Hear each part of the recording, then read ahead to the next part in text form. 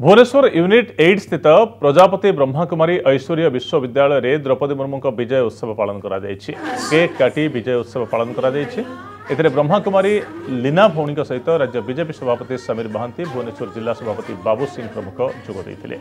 विश्वविद्यालय रे द्रौपदी मुर्मू बिताई समय संपर्क में आलोचना करा जायछि। ओम शांति। निश्चित भाव में आम सब भाई भौणी मैंने बहुत खुशी अच्छु, माने बहुत बेसी खुशी।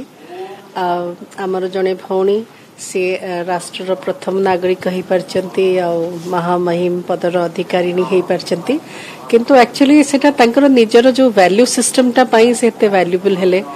तांको जीवन रे बहुत किछि भलो गुण भलो क्वालिटीज थिला। जीवन में अनेक कठिन समय रे जो मानसिक शांति से पाइथिले यही स्थान ही पाइथिले। तो से दृष्टि आज आमर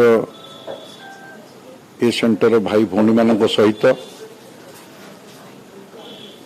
महामहिम राष्ट्रपति जो विजय होती डेजिग्नेटेड प्रेसिडेंट होती 25 तारीख दिन संपूर्ण रूपे वेट टेकिंग सेरेमनी हम।